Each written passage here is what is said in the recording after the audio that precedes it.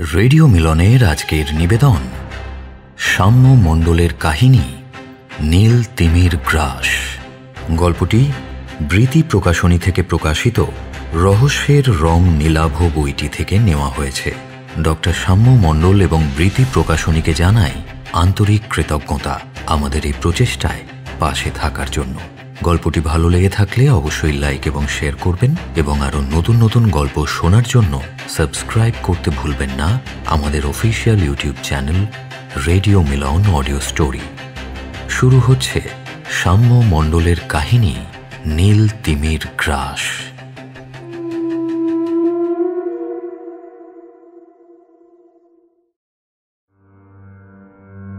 জ্বলন্ত প্রদীপ শিখার মতো তীর তীর করে কাঁপছে ডান হাতের দুই আঙুলের মাঝে ধরা ব্লেডটা। সদ্য মোড়ক থেকে বের হয়ে এসেছে বস্তুটা। সাধারণ শেভিং ব্লেড নয়, সার্জারির জন্য বিশেষভাবে নির্মিত সুতীক্ষ্ণ স্ক্যালপেল ব্লেড। অসম্ভব ধারালো ছোট্ট একটা অস্ত্র। অবশ্য জিনিসটা হাতে পাওয়ার জন্য তুনিরকে একটু কসরত করতে হয়েছিল। বাবার নার্সিংহোম চত্বর সে বরাবরই একটু এড়িয়ে চলতে পছন্দ করে, কিন্তু এখন যে কাজ সে করতে চলেছে তার জন্য এমনই একটা সঠিক জিনিসের প্রয়োজন ছিল। প্রায় প্রতিদিন দুপুরের পর থেকে নিজস্ব সঙ্গী সাথী নিয়ে ওটিতে একটার পর একটা অপারেশনে ব্যস্ত হয়ে পড়েন তুনিরের বাবা ডক্টর কমলেশ্বর বন্দ্যোপাধ্যায়। তিনি এই শহরের অন্যতম শল্য চিকিৎসক। তাই নিজের কার্যসিদ্ধির জন্য ঠিক এই ব্যস্ত সময়টাই বেছে নিয়েছিল তুনির। আজ দুপুরে সকলের অলক্ষ্যে স্টোর রুম থেকে এক ফাঁকে তুলে নিয়ে এসেছিল ব্লেডটা। রাত এখন 1:30। প্রাসাদোপম বাড়িতে সবাই মধ্যরাতের কালো চাদরের তলায় অঘোর ঘুমের দেশে। শুধু বাড়ির পশ্চিম দিকের তেতলার একটা ছোট্ট ঘরে একজন নিশাচর প্রাণী। অবশ্য শুধু আজই নয়, বিগত কতকগুলো মাস যে সে এভাবেই বিনিদ্র রজনী কাটিয়েছে তার কোনো হিসেব নেই। রিডিং ল্যাম্পের জোরালো আলোর তলায় নিজের বাম হাতখানা পেতে রেখেছে তুনির। ডান হাতে ধরা উদ্যত স্ক্যালপেল। সামনের টেবিলে জলজল করছে ওর মোবাইল ফোন। খানিক আগেই কিউরেটরের মেসেজ এসেছে। টাস্ক কমপ্লিট হলো কিনা জানবার জন্য ছবি সহ রিপ্লাই পাঠাতে হবে। কোনো রকম ছলচাতুরি করার জো নেই এখানে। ধরা পড়লে সঙ্গে সঙ্গে চ্যালেঞ্জ গেম থেকে আউট করে দেওয়া হবে তাকে। শুধু তাই নয়, কিউরেটরের কথা অমান্য করে আজ অবধি কেউ নিস্তার পায়নি। নিজের চঞ্চল মনকে সুস্থির করতে আরও কিছুক্ষণ সময় নিল তুনির। ধীরে ধীরে ভয় এবং উত্তেজনার পারদ নিম্নমুখী হল। স্থির হল কাঁপতে থাকা হাতের আঙুল। এই টাস্ক যেভাবেই হোক তাকে কমপ্লিট করতেই হবে। হারতে হারতে দেওয়ালে যার পিঠ ঠেকে গেছে তার নতুন করে হারাবার কিছু ভয় নেই। একটা ছবি আঁকতে হবে। বিশাল আকার এক নীল তিমির ছবি। আঁকতে চিরকালই ভালোবাসে তুনির। ছোট থেকে এই একটা হবি ওকে চিরকাল সঙ্গ দিয়ে এসেছে। সাদা ক্যানভাসে কল্পনার বেলাগাম তুলির প্রলেপ যেন কোনো অলিক ইউটোপিয়ার রাজ্যে পৌঁছে দেয়। ভবিষ্যতেও তাই ওর চিত্রকরের জীবনে বেছে নিতে চেয়েছিল। সেটাই কি ওর অপরাধ? অবশ্য আজ আর ক্যানভাস তুলির প্রয়োজন হবে না। এই ছবি আরও জীবন্ত হবে ওর হাতের শিরার উষ্ণ রক্ত সিঞ্চিত নীরব প্রতিবাদ। সুতীক্ষ্ণ ব্লেডের ফলায় নরম চামড়ার উপর একটু একটু করে ফুটে উঠছে একটা অবয়ব। ফোঁটা ফোঁটা লাল লোহিত বিন্দু গড়িয়ে পড়ছে নিচে। অসম্ভব ব্যথা লাগলেও ঠোঁট কামড়ে নীরব রইল তুনির। ওর যত অব্যক্ত যন্ত্রণা সবই যেন আক্ষরিক প্রতিবাদ হয়ে ফুটে উঠছে এতদিন পরে। অবশেষে কাজটা সম্পূর্ণ হলো। মোবাইলে সেই চিত্র বন্দি করে পাঠিয়ে দিল অন্তর্জালের বিপরীত প্রান্তে থাকা কোনো এক অজানা অ্যাডমিনের উদ্দেশ্যে। তারপর ক্লান্ত দুটো চোখ ক্রমশ বুজে এলো তুনিরের। মাথা এলিয়ে দিল টেবিলের প্রান্তে। যেন কত দিনের অনিদ্রা আর অবসন্নতার অবসান হলো আজ।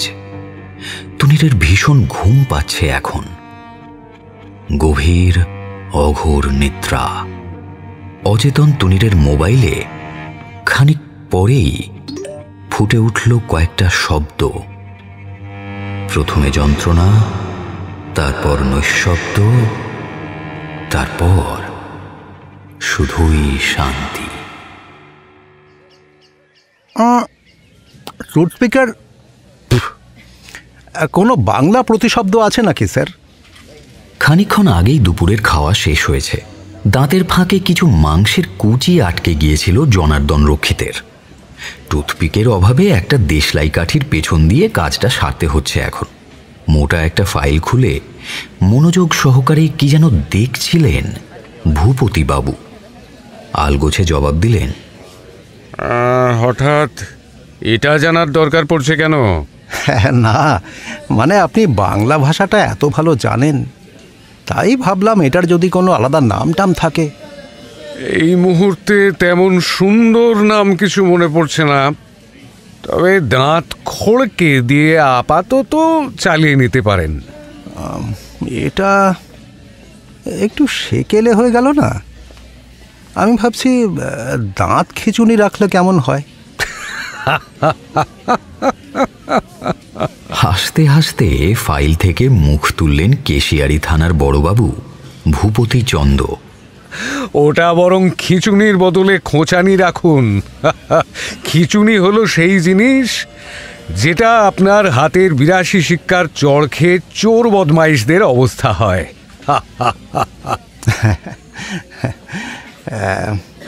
জনার্দনবাবু সামান্য লজ্জিত হলেন। রগ চটা বলে ওর বিস্তর সুনাম আছে। বড়বাবুর কথাটা নেহাত মিথ্যে নয়। চোর ছ্যাঁচড় থেকে শুরু করে পাড়ার অনেক উঠতি গুন্ডামস্তানকে শুধুমাত্র কবজির জোরেই যে একাধিকবার সিধে করেছেন তার ভুরি ভুরি প্রমাণ রয়েছে। অপ্রস্তুত হয়ে উনি কিছু একটা বলতে যাচ্ছিলেন।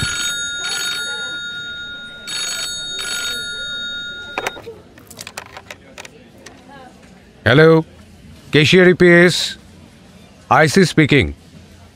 ও হ্যাঁ স্যার, বলুন। আচ্ছা স্যার, স্যার ইয়েস স্যার। কখন sir? Okay sir, okay sir. চলুন জনার্দনবাবু, একবার যেতে হবে। আবার সেই কেস। ওফ, সবেমাত্র ভরপেট খেয়ে উঠেছেন। সত্যি কথা বলতে এত তাড়াতাড়ি কোথাও যাওয়ার ইচ্ছে জনার্দনবাবুর ছিল না, কিন্তু বড়বাবুর কথায় আন্দাজ করলেন কি ঘটেছে। তাই কোনো রকম দ্বিরুক্তি না করে উঠে পড়লেন তিনি। বেল্টের বাকল টাইট করতে করতে জিজ্ঞেস করলেন, তো কেস কি এখনো আছে না টেঁসে গিয়েছে স্যার? আছে মনে হয়। এটাই ওর ফার্স্ট অ্যাটেম্প্ট।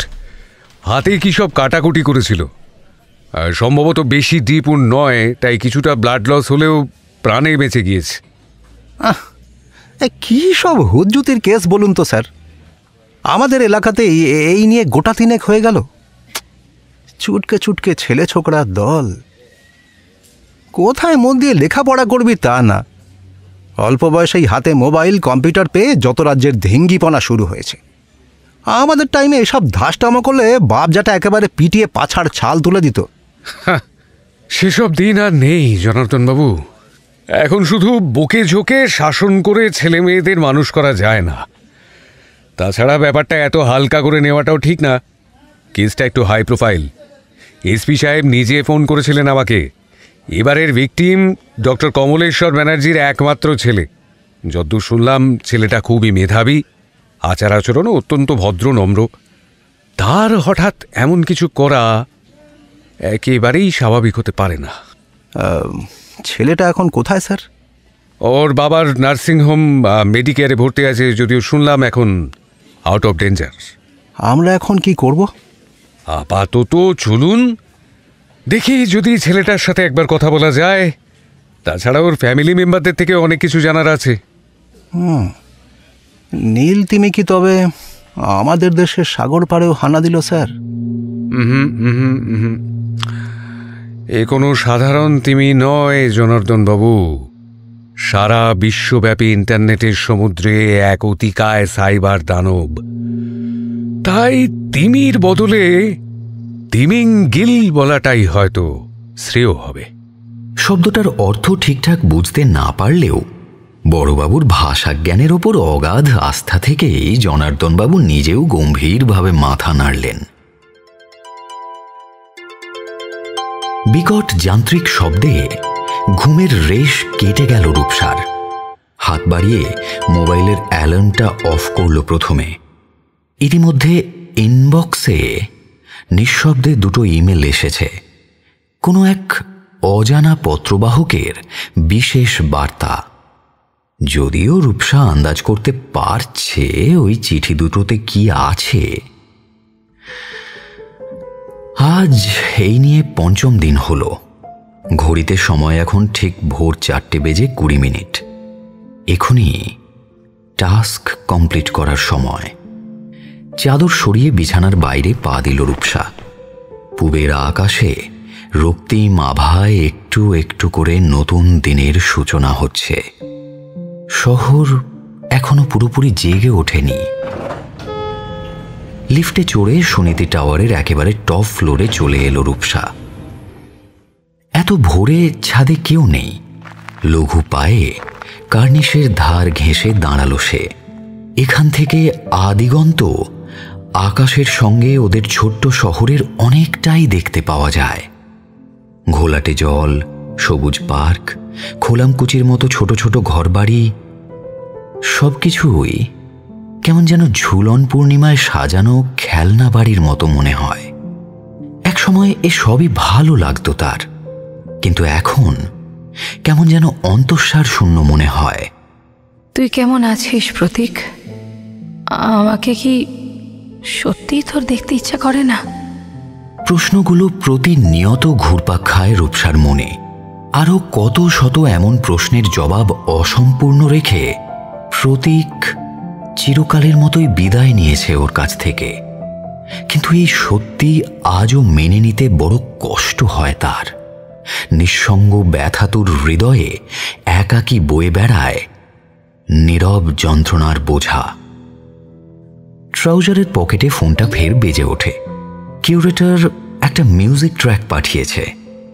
আজ এই সুউচ্চ ইমারতের সর্বোচ্চ তলায় দাঁড়িয়ে একলা শুনতে হবে ওই মিউজিকটা। কানে হেডফোন লাগিয়ে নেয় রূপসা। ছাদের কার্নিশে হেলান দিয়ে দু চোখ বুজে হারিয়ে যাওয়ার চেষ্টা করে সঙ্গীতের জগতে। নিজের মনে অস্ফুট স্বরে বলতে থাকে, সত্যি কি এতে কিছু উপশম পাওয়া যাবে? সত্যি কি ভোলা যাবে সবকিছু? মস্তিষ্কের প্রতিটা কোষে একটু একটু করে ছড়িয়ে পড়ছে সঙ্গীতের বেদনার মূর্ছনা। এখন শুধুই দিন গোনার পালা। এক অদ্ভুত নেশা ধরানো খেলা। প্রতিদিনের টাস্ক পূরণের সঙ্গে সঙ্গে একটু একটু করে এগিয়ে চলা পরের ধাপের দিকে। আরো আরো কঠিন সেই চ্যালেঞ্জ। রূপসা অনুভব করতে পারে অলক্ষ্যে কেউ যেন ওর ভবিষ্যৎ রচনা করে দিচ্ছে। হয়তো বড় বিপদ সংকুল সেই পথ, কিন্তু মন যে এখন আর আয়ত্তে নেই তার। সেই অদৃশ্য ইচ্ছে শক্তির প্রবল তাড়নায় ছুটে চলেছে কোনো এক সর্বনাশের পথে। প্রতিরোধ করার বিন্দুমাত্র শক্তিটুকুও এখন সে হারিয়ে ফেলেছে। দু চোখ বেয়ে অঝোর ধারা নেমে আসে রূপসার। পৃথিবীর এক অজানা প্রান্ত থেকে মুঠোফোনে ছুটে আসে সেই দুর্বার বার্তা। প্রথমে যন্ত্রণা, তারপর নৈঃশব্দ, তারপর শুধুই শান্তি।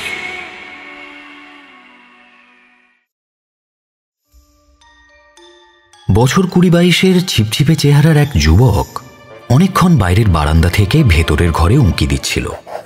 জনার্দনবাবু তখন ঘাড় গোঁজ করে কেস রিপোর্ট লিখছিলেন, পাশে খোলা মোবাইল ডিকশনারি। ইতিমধ্যেই বারতিনেক ওটার সাহায্য নিতে হয়েছে। এই হয়েছে এক ঝকমারি।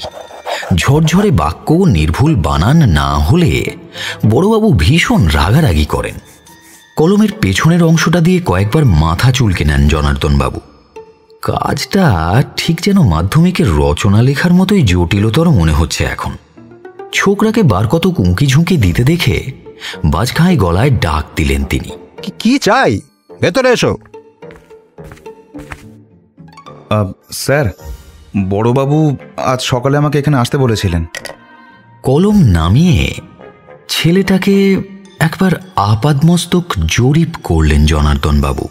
চেক প্রিন্টের কটন শার্ট, কালো ট্রাউজার, পরিপাটি করে আঁচড়ানো চুল, চেহারা নিপাট ভদ্র মানুষের মতো। কাঁধে শান্তিনিকেতনী ঝোলার মতো একটা সাইড ব্যাগ রয়েছে।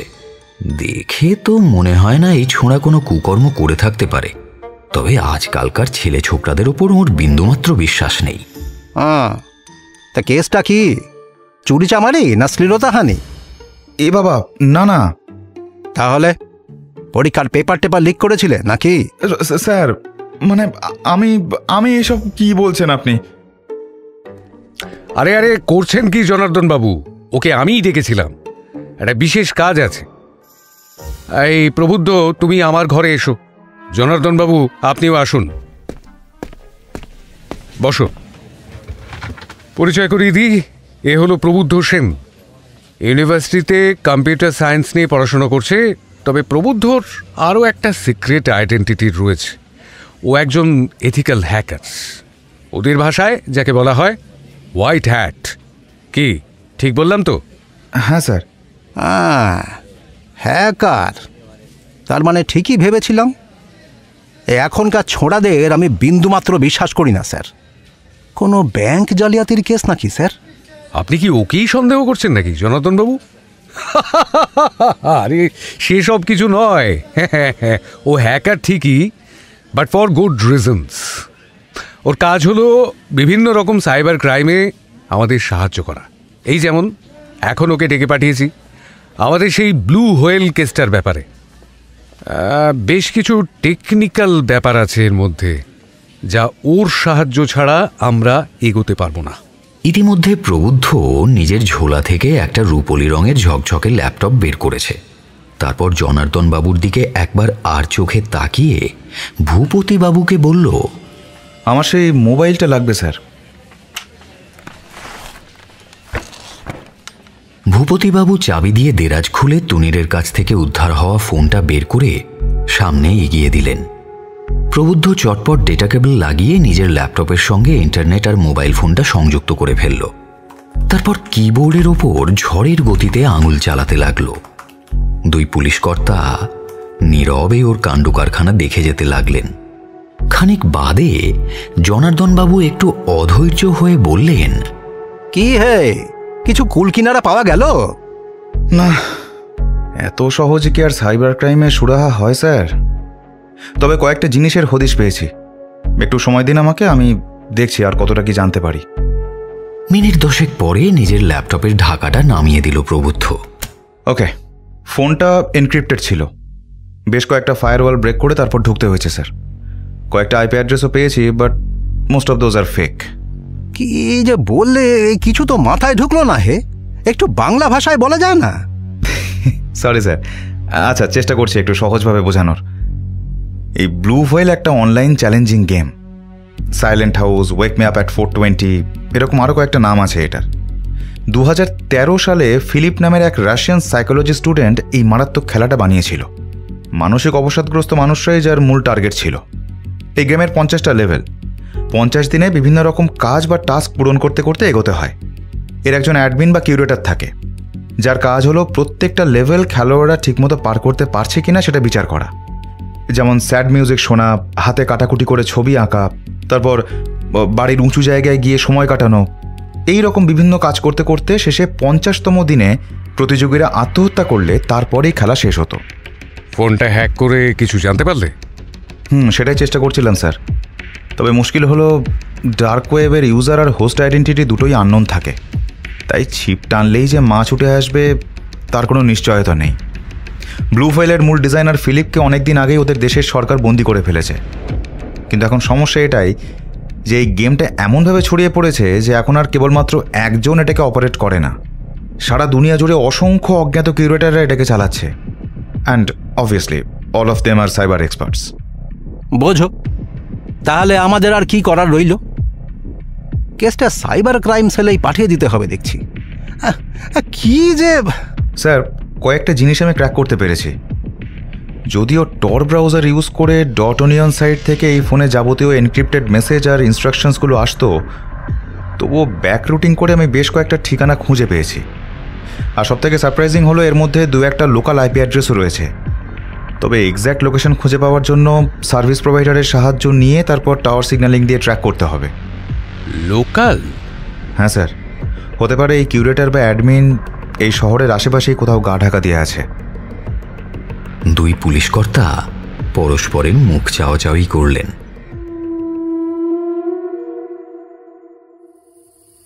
নিশুতি রাত, শহরতলির নির্জন এক পাড়া। ঘড়িতে সময় প্রায় 1:30।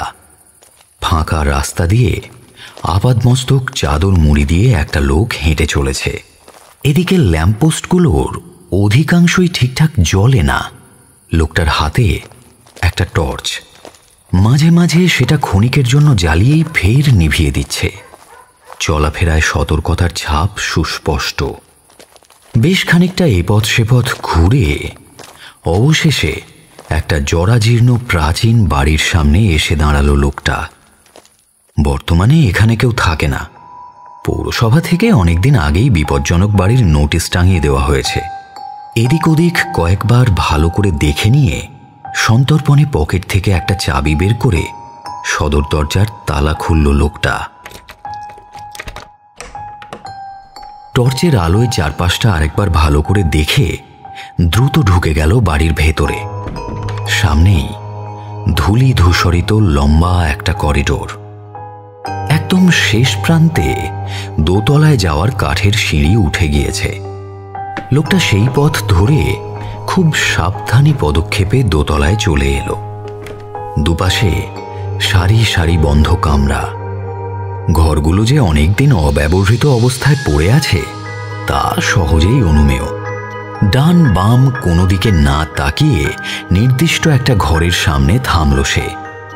বন্ধ দরজার ওপর বেশ কয়েকবার মৃদু টোকা দিল। কয়েক সেকেন্ডের নীরবতা।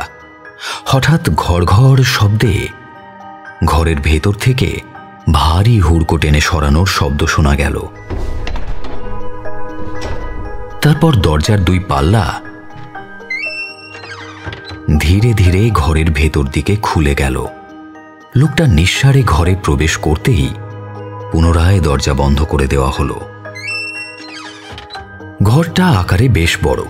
চারপাশের পরিষ্কার পরিচ্ছন্নতা দেখে বোঝাই যায় যে বাড়িটা পরিত্যক্ত হলেও এই ঘরটা নিয়মিত ব্যবহৃত হয়।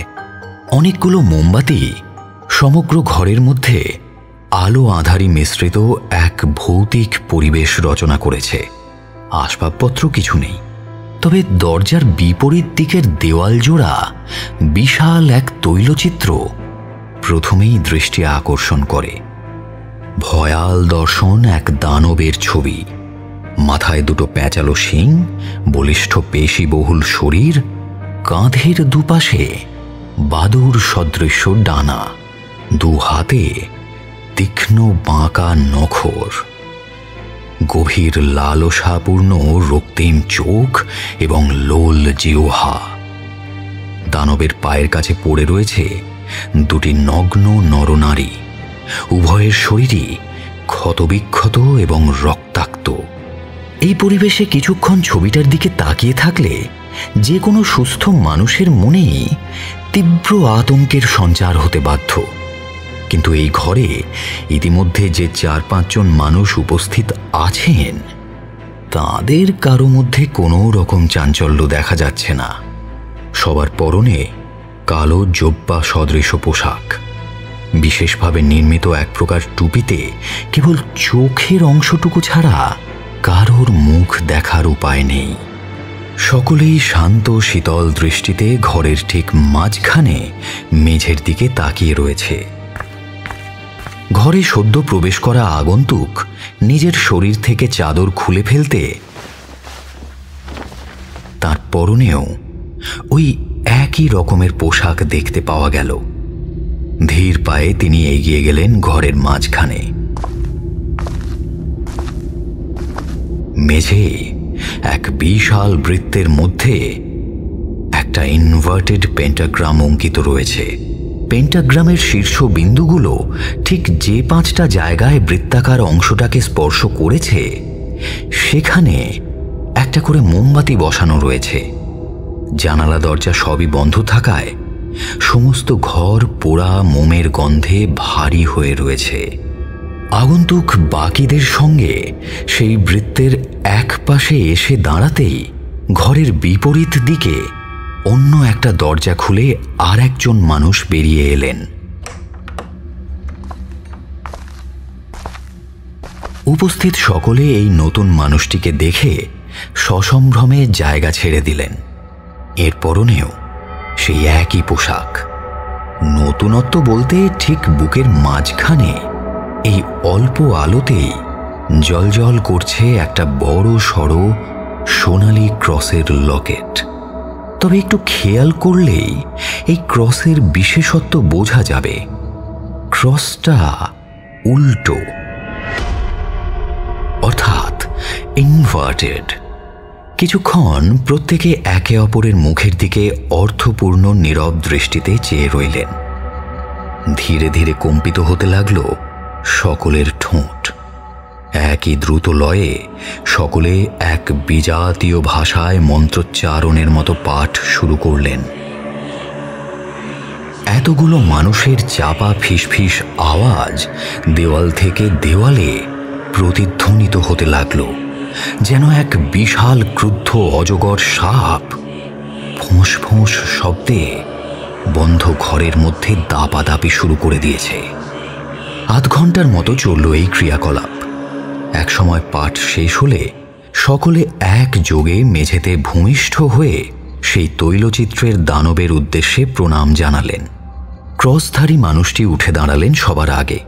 তারপর নিজের 2 বাহু প্রসারিত করে বলে উঠলেন, এই পৃথিবীর দরজা মহান সেইটানের জন্য চিরকাল উন্মুক্ত হয়ে থাকুক। অনুগতরা পাক তাঁর করুণা, আর অবিশ্বাসীরা জ্বলুক অনন্ত নরকের আগুনে। হেল সেটান!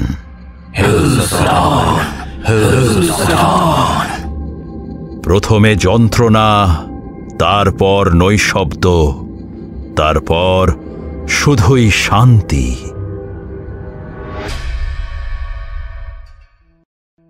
প্রতিদিন সকাল 9টা থেকে মেডিকেয়ার নার্সিংহোম লাগোয়া ক্লিনিকে রোগী দেখা শুরু করেন ডক্টর কমলেশ্বর বন্দ্যোপাধ্যায়।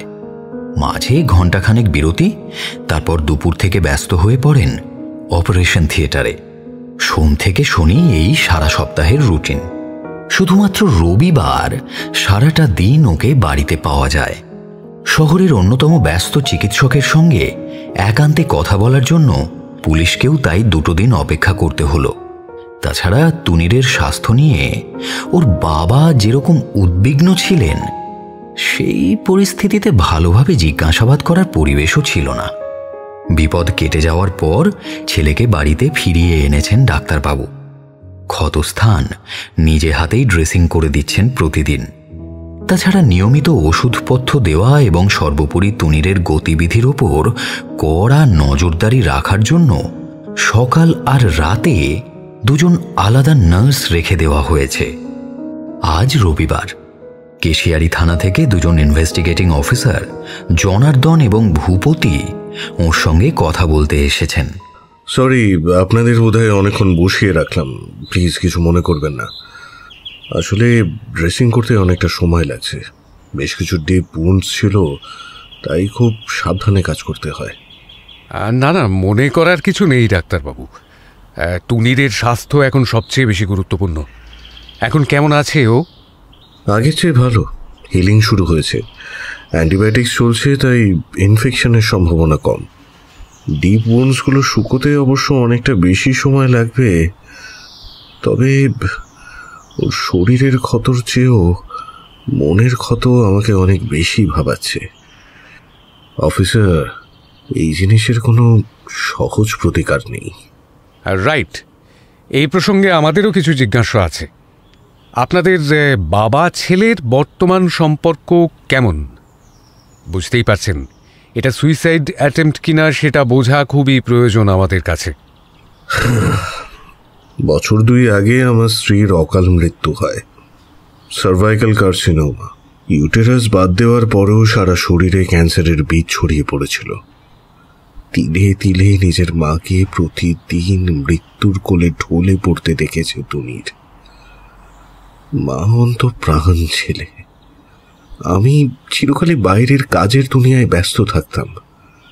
সে মানুষটা ওকে দিন রাত ঘরে বাইরে আগলে রাখত, সে অকালে বিদায় নিল। বয়ঃসন্ধিকালে এই ধরনের মেন্টাল ট্রমা যে কতটা ভয়ঙ্কর হতে পারে তা তো দেখতেই পাচ্ছেন। তা আপনি কি ছেলেকে একেবারেই সময় দিতে পারেন না? মিথ্যে বলবো না, আমি চেষ্টা করেছিলাম। জানেন, আমি চেষ্টা করেছিলাম ছেলের কাছাকাছি আসার, ওর বন্ধু হওয়ার, কিন্তু শৈশব কৈশোরের যে স্পর্শকাতর সময়টা পেরিয়ে গিয়েছে, এখন আর সেই ভাঙা সম্পর্ক সহজে জোড়া লাগানো সম্ভব নয়। উল্টে দিনের পর দিন আরো উচ্ছৃঙ্খল হয়ে যাচ্ছিল। সামনেই ওর বোর্ড এক্সাম, অথচ স্কুল টিউশন যাওয়া একেবারে বন্ধ করে দিয়েছিল। ওর ঘর থেকে কাজের লোকেরা নেশার সরঞ্জাম খুঁজে পেয়েছে। দিন রাত মোবাইল আর কম্পিউটারে মুখ গুজে পড়ে থাকতো। অনেকবার বলেছি। মেন্টাল কাউন্সেলিংয়ের চেষ্টা করেননি? করেছি, তবে লাভ হয়নি বিশেষ কিছুই। জানতাম ওকে কোনো ক্লিনিকে নিয়ে যাওয়া সম্ভব নয়, তাই আমারই এক সাইকিয়াট্রিস্ট বন্ধুকে কলকাতা থেকে ডেকে পাঠিয়েছিলাম। তুনির অবশ্য ওর সাথে বেশি কিছু কথা বলেনি। ইনফ্যাক্ট ও আজকাল কারোর সঙ্গেই বিশেষ কথাবার্তা বলতে চায় না। তবে এমন একজন আছেন যার কাছে ও মাঝে মধ্যে যায় বলে শুনেছি। আচ্ছা, কে তিনি? স্থানীয় ক্যাথলিক চার্চের ফাদার। এই চার্চের ঠিক পাশেই তুনিরের স্কুল। ছোটবেলা থেকেই ও এখানে নিয়মিত যাতায়াত করত। আমার স্ত্রী খ্রিস্টান ছিলেন, প্রতি রবিবার মায়ের সঙ্গে ওখানে যেত তুনির। ফাদারের সঙ্গে ওর খুব সখ্যতা আছে বলেই শুনেছি। হয়তো মায়ের স্মৃতিচারণ করার জন্য এখনো ওখানে যাতায়াত করে। ওকে, এই ইনফরমেশনটা দেওয়ার জন্য ধন্যবাদ ডাক্তারবাবু। আজ তো রবিবার, ফাদারকে সম্ভবত চার্চে পেয়ে যাব, ওনার সঙ্গেও কথা বলে দেখব আমরা। তবে যাওয়ার আগে একটা প্রশ্ন। তুনিরের ফোন আর কম্পিউটার ঘেঁটে আমরা জানতে পেরেছি ও সম্প্রতি ব্লু হোয়েল চ্যালেঞ্জ নামে একটা অনলাইন মারণ গেমের শিকার হয়েছে। বিভিন্ন অবসাদগ্রস্ত মানুষদের এরা টার্গেট করে। আপনার পরিচিত এমন কেউ আছে যে ওকে এই ধরনের খেলায় উৎসাহিত করতে পারে? না, ইন্টারনেটে ছেলে দিনরাত কী নিয়ে পড়ে থাকে সে খবর নেওয়ার সময় আমার নেই। খেলাটার নাম আমিও শুনেছি। আগে যদি জানতাম তাহলে অবশ্য ব্যবস্থা নেওয়ার চেষ্টা করতাম। এই বাড়িতে ওর বন্ধু বান্ধব তেমন কেউই আসে না, তাই কে বা কারা ওকে ইনফ্লুয়েন্স করেছে সেটা আমার পক্ষে জানা অসম্ভব।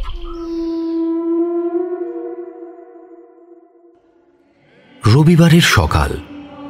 শহরের চার্চটিতে ধর্মপ্রাণ মানুষেরা সব এসে জড়ো হয়েছেন অন্যান্য রবিবারের মতো।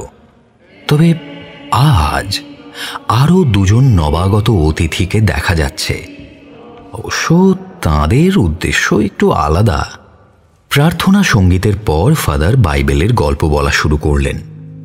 অপূর্ব সুলালিত কণ্ঠস্বর, বাচনভঙ্গিমার গুণে অতি পরিচিত কাহিনীও শুনতে শুনতে ঘোর লেগে যাচ্ছিল।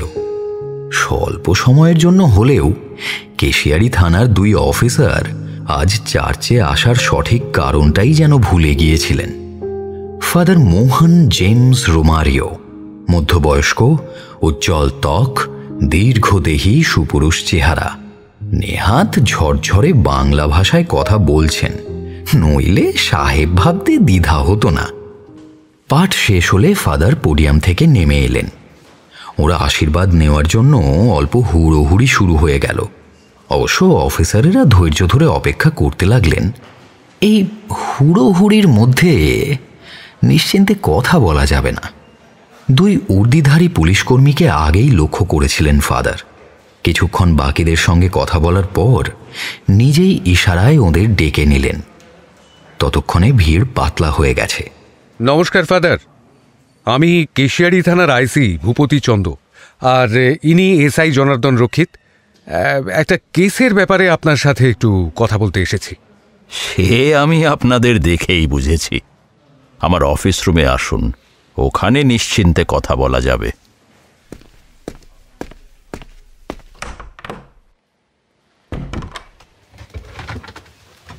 বলুন, কিভাবে আপনাদের সাহায্য করতে পারি?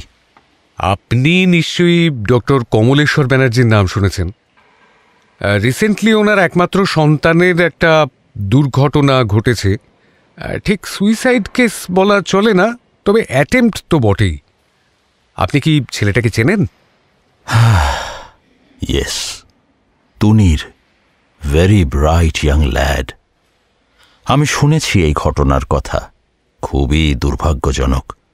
এমন ঘটনা আদৌ কাম্য নয়।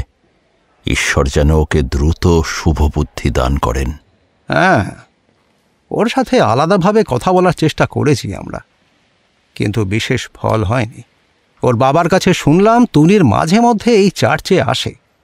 ছেলেটা খুবই সেন্সিটিভ অফিসার, চাপা লাজুক স্বভাব। বিশেষত ওর মায়ের মৃত্যুর পর নিজেকে আরও গুটিয়ে নিয়েছে। তুনিরকে আমি খুব ছোট থেকে চিনি। মায়ের হাত ধরে এখানে আসত, এখনো আসে মাঝে মধ্যে। আমি চেষ্টা করি ওর সুখ দুঃখের ভাগিদার হতে, চেষ্টা করি কথা বলে সঠিক পথে ফিরিয়ে আনতে। কিন্তু ওর মনে যে পরিমাণ বিপুল বেদনা জমে রয়েছে তা খুব সহজে মুছে ফেলা যাবে না। দেখুন, তুনিরের মতো বেশ কিছু অবসাদগ্রস্ত বাচ্চাদের রিসেন্টলি টার্গেট করে ফাঁদে ফেলা হচ্ছে। সম্ভবত কোনো আন্তর্জাতিক চক্র এই ঘটনার পিছনে কাজ করছে। আপনার কাছে একটা অনুরোধ করব ফাদার। এই নীল তিমির চক্র ইতিমধ্যে কতটা ছড়িয়ে পড়েছে তা আন্দাজ করতে পারা সত্যিই খুব কঠিন। আমরা আমাদের মতো চেষ্টা করছি, তবে আপনিও যদি কিছুটা সাহায্য করেন তাহলে কিছুটা সুবিধে হয়। আপনার কাছে তো অনেকেই অনেক রকম স্বীকারোক্তি করেন।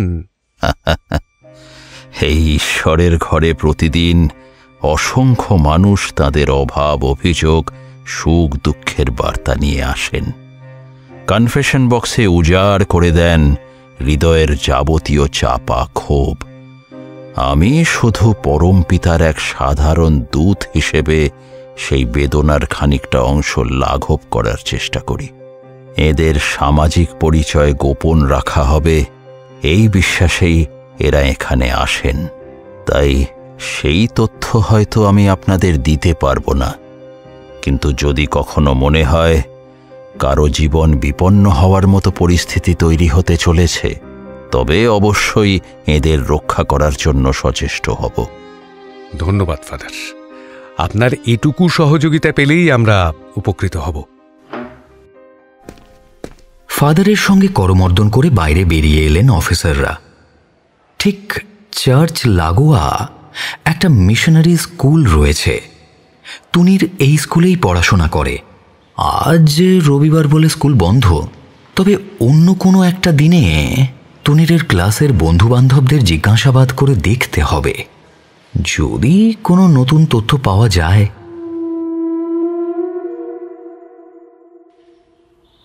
মা, মা জলদি খেতে দাও, খুব খিদে পেয়েছে। হ্যাঁ রে, এই ভর দুপুরে ঝোড়ো-কাক হয়ে কোত্থেকে ফিরলি? ইউনিভার্সিটি যাসনি? ক্লাস করিস তো আজকাল ঠিক মতো, নাকি রোজই ডুব মারছিস? তুমি তো দেখছি থানার অফিসারদের মতো জেরা করতে শুরু করেছো। সব উত্তর দেবো মা, তবে তার আগে তোমার এই অভুক্ত ছেলেটিকে দুটি অন্নদান করে উদ্ধার করো, নইলে এক্ষুনি মাথা করে উল্টে পড়ে যাব। থাক, আর নাটক করতে হবে না। বাইরের ধুলোবালি ঘেঁটে ফিরলি আগে চানটা সেরে আয়, আমি ভাত বাড়ছি। পোস্ত বড়া করেছি। আরে বাস, পোস্ত বড়া, উফ, ফাটাফাটি। যাই, চট করে স্নানটা সেরে আসি তাহলে। কাঁধে গামছা ঝুলিয়ে শীষ দিতে দিতে বাথরুমের দিকে চলে গেল প্রবুদ্ধ।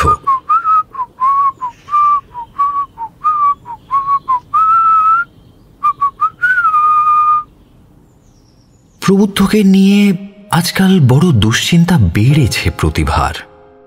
অবশ্য স্বামী যখন জীবিত ছিলেন তখন এত দুর্ভাবনা ছিল না। একমাত্র সন্তানের দায় দায়িত্ব সব ওর একার ঘাড়ে বলে মনে হতো না। কর্মসূত্রে অবশ্য প্রবুদ্ধর বাবা বছরের অধিকাংশ সময়ই বাড়ি থেকে দূরে থাকতেন, তবুও ওর উপস্থিতির অভাব কখনো তেমন অনুভূত হয়নি।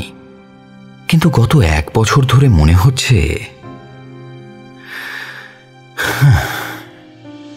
প্রবুদ্ধ বরাবরই বড় চাপা স্বভাবের। বাবা মায়ের সাধ্যের অতিরিক্ত কোনো কিছুর জন্য কখনো দাবি করেনি। অকালে পিতৃবিয়োগের শোক ঠিক কতখানি ভেতর থেকে ছেলেকে আহত করেছে প্রতিভা পুরোপুরি ধরতে পারেন না। জন্মদিনে উপহার পাওয়া ল্যাপটপটা নিয়েই আজকাল দিনরাত পড়ে থাকে। বাবার পাঠানো শেষ স্মৃতিচিহ্নটুকু সারাক্ষণ আগলে রাখতে চায়। অবশ্য টেকনোলজি সংক্রান্ত বিষয়ে তার আগ্রহ চিরকালই। নিজেই তাই কম্পিউটার সায়েন্স বিষয় বেছে নিয়েছিল পড়াশোনার জন্য। শুরুতে সব ঠিকঠাকই ছিল, কলেজেও নিয়মিত যাতায়াত করত। কিন্তু এখন প্রতিভা সন্দেহ করেন একাডেমিক কাজকর্মের বাইরে আরও অনেক বিষয়ের সঙ্গে প্রবুদ্ধ যুক্ত হয়ে পড়েছে, যেগুলো ঠিকঠাক ওর কাছে স্বীকার করতে চায় না। কাজগুলো ঠিক না ভুল সেই সম্পর্কেও প্রতিভার সঠিক ধারণা নেই। ছেলেবেলায় দুষ্টুমি বা অবাধ্যতার জন্য ছেলেকে কখনো শাসন করতে হয়নি। আজও তাই ওর চোখে যেহেতু কোনো অসঙ্গতি ধরা পড়েনি, তাই তিনি বিনা কারণে অভিযোগ করতে চান না। ঝড়ের বেগে খাওয়া সেরে দোতলায় নিজের ঘরে দুয়ার এঁটে দিল প্রবুদ্ধ। তারপর ল্যাপটপ নিয়ে সোজা বিছানায়। এখন বিনা অনুমতিতে দ্বিতীয় কোনো ব্যক্তির এই ঘরে প্রবেশ সম্পূর্ণ নিষিদ্ধ। আন্তর্জালের দুনিয়ায় ঢোকার পর বাস্তব জগতের প্রতি হুঁশ থাকে না প্রবুদ্ধর। সন্ধ্যের মুখে মনে হলো 1 কাপ কফি পেলে মন্দ হতো না। বিছানা ছেড়ে উঠতে যাচ্ছিল, হঠাৎ মোবাইলটা বেজে উঠল। নম্বরটা অপরিচিত নয়, কিন্তু কলটা রিসিভ করবে কিনা সেটা ভাবছিল প্রবুদ্ধ। ইতিমধ্যে অনেকবার অবশ্য এই একই নম্বর থেকে মেসেজ এসেছে। ল্যাপটপে কাজ করতে করতে সেগুলো চোখে পড়লেও জবাব দেওয়ার প্রয়োজন বোধ করেনি সে। কি রে বুধু, কখন থেকে তোকে টেক্সট করছি, মেসেজ সিন করছিস, কিন্তু কোনো রিপ্লাই দিচ্ছিস না কেন বলতো? জবাব দেওয়ার প্রয়োজন বোধ করিনি, তাই রিপ্লাই পাসনি। যা সালা, এত কিসের অ্যাটিটিউড ভাই?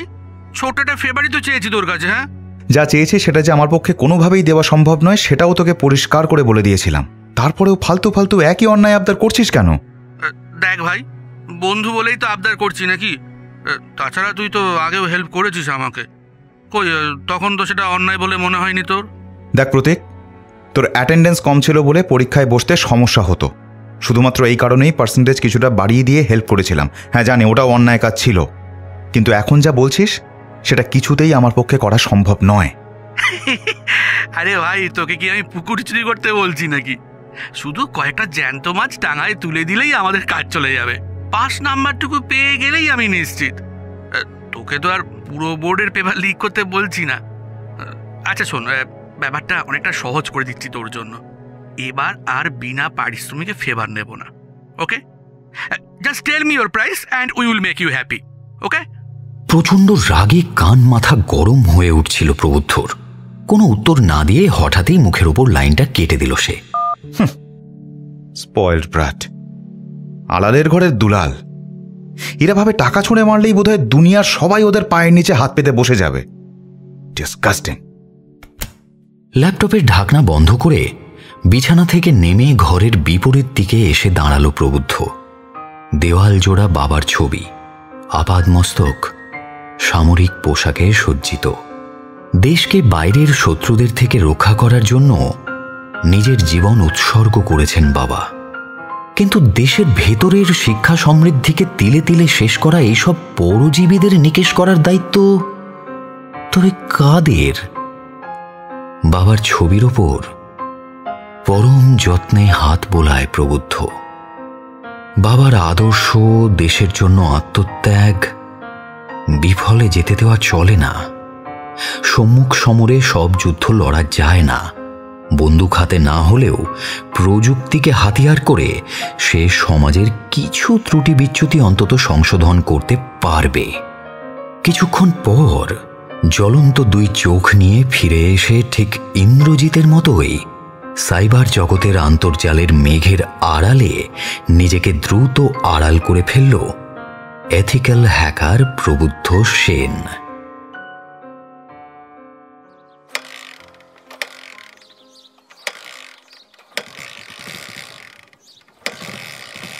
ক্যাথলিক চার্চ লাগোয়া মিশনারি স্কুলের সামনে ভর দুপুরে অসহিষ্ণু ভঙ্গিতে নিজের বাইকে কিক দিচ্ছিলেন এসআই জনার্দন রক্ষিত। সেলফ স্টার্টটা কদিন ধরে কাজ করছে না। কাজের ব্যস্ততায় গাড়িটা ঠিকঠাক সার্ভিসিং করার সময়ও হয়নি। তুনিরের স্কুলে ঘণ্টাখানেক কাটিয়ে কিছুক্ষণ আগেই বাইরে বেরিয়ে এসেছেন। স্কুল প্রিন্সিপাল থেকে সিকিউরিটি গার্ড কাউকেই জিজ্ঞাসাবাদ থেকে বাদ দেননি। খুঁটিয়ে খুঁটিয়ে জানার চেষ্টা করেছেন তুনিরের কোনো ঘনিষ্ঠ বন্ধুবান্ধব বা সিনিয়র স্টুডেন্ট ওর মানসিক দুর্বলতার সুযোগ নেওয়ার চেষ্টা করেছে কিনা। কিন্তু দুর্ভাগ্যবশত সেই রকম কিছুর সন্ধান পাওয়া গেল না। অনুমান করতে অসুবিধে হয় না যে বা যারা এই অল্প বয়সী ছেলে মেয়েদের সাইবার দুনিয়ার ভয়ানক পথের দিকে টেনে নিয়ে যাচ্ছে তাদের নেটওয়ার্ক বেশ শক্তপোক্ত। পাক্কা 1.5 মিনিট অধৈর্যভাবে পদচালনা করার পর বাইকটা যখন স্টার্ট নিল ঠিক তখনই বুক পকেটে রাখা মোবাইল ফোনটা সশব্দে বেজে উঠল। বড়বাবু ফোন করেছেন। আপনি কোথায় এখন? এই তো স্যার, তুনিরা স্কুল থেকে জাস্ট বেরোলাম। একটু পরেই আপনাকে রিপোর্ট করতাম। কিছু পেলেন? না স্যার, থানায় গিয়ে বলছি আপনাকে। না, থানায় ফিরতে হবে না। এখনই একবার মেছো বাজারের দিকে যান। অরুণ আর আরও 2 জন কনস্টেবল পাঠাচ্ছি। অল্প সময়ের মধ্যে এর থেকে বেশি ফোর্স অ্যারেঞ্জ করা গেল না। আপনি অ্যাজ আর্লি অ্যাজ পসিবল বাজারের কাছাকাছি পৌঁছে যান। বাকিরা আপনাকে ওখানেই জয়েন করে নেবে। ফোর্স? কি বলছেন স্যার? কোথাও রেড করতে হবে নাকি? হ্যাঁ, sort of. Blue whale case সংক্রান্ত একটা চাঞ্চল্যকর লিড এইমাত্র পেয়েছি। সরাসরি হানা দেওয়া ছাড়া আলাদাভাবে ফ্যাক্ট চেক করার সুযোগ নেই। পাখি টের পেলেই বাসা ছেড়ে উড়ে পালাবে। প্রবুদ্ধ আপনাকে যতটা সম্ভব ব্রিফিং দেবে। ফোনটা ওকে দিচ্ছি। স্যার। হ্যাঁ বলো, শুনছি। আপনাদের তো স্যার আগেই বলেছিলাম যে এই ব্লু হোয়েলের পুরো সিস্টেমটাই ডার্ক ওয়েবে এনক্রিপ্টেড মেসেজ আদান প্রদান করেই চলে। সারা পৃথিবীতে এদের জাল ছড়ানো। তবে আমি যে 2-1টা লোকাল আইপি অ্যাড্রেস ট্রেস করতে পেরেছিলাম তার মধ্যে একটার লোকেশন খুঁজে পাওয়া গিয়েছে। এইমাত্র সার্ভিস প্রোভাইডারের সাহায্য নিয়ে তারপর টাওয়ার সিগন্যালিং দেখে এক্স্যাক্ট লোকেশনটা ট্র্যাক করতে পেরেছি। মেছো বাজারের কাছাকাছি রয়েছে জায়গাটা। আর রিসেন্টলি এই সার্ভার থেকে প্রচুর ইন্টারন্যাশনাল অ্যাক্টিভিটি হয়েছে। এটা কেবল একজনের কাজ হতে পারে না sir. They must be something fishy. Minute 10 আগেই লাস্ট লগ ইন হয়েছে দেখতে পাচ্ছি। হয়তো এখনও অনলাইনেই রয়েছে কেউ। মোক্ষম একটা সুযোগ রয়েছে স্যার ওদের হাতে নাতে ধরে ফেলার। নইলে এরপর লগ আউট করে বেরিয়ে গেলে অথবা সম্পূর্ণ হাইড আউট শিফট করে নিলে খুঁজে পাওয়া খুব চাপের হবে।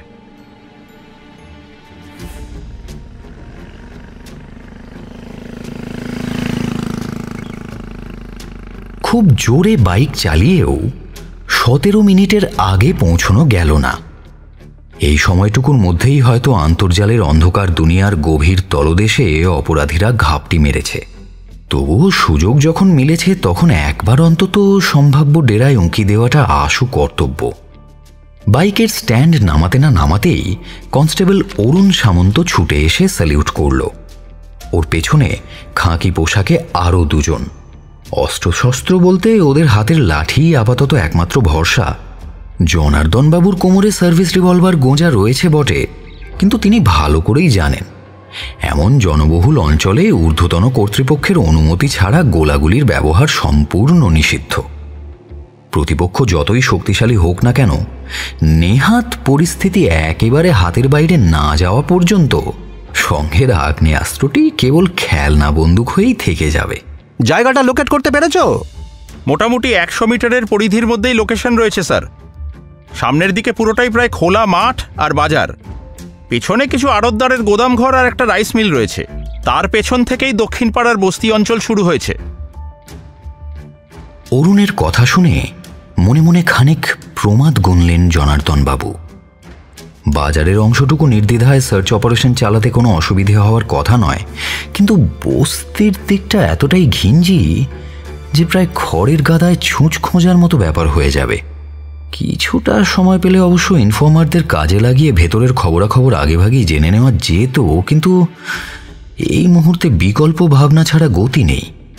আরও একটা বিষয় হলো, ওরা সকলেই এই মুহূর্তে ইউনিফর্ম পরে আছেন, কাজেই অপরাধীরা দূর থেকেই ওদের দেখে সতর্ক হয়ে যাবে। সিভিল ড্রেসে এলে ভিড়ের মধ্যে মিশে খোঁজাখুঁজির পর্ব সারতে অনেক বেশি সুবিধে হতো। যাই হোক, এখন আর এত ভেবে লাভ নেই।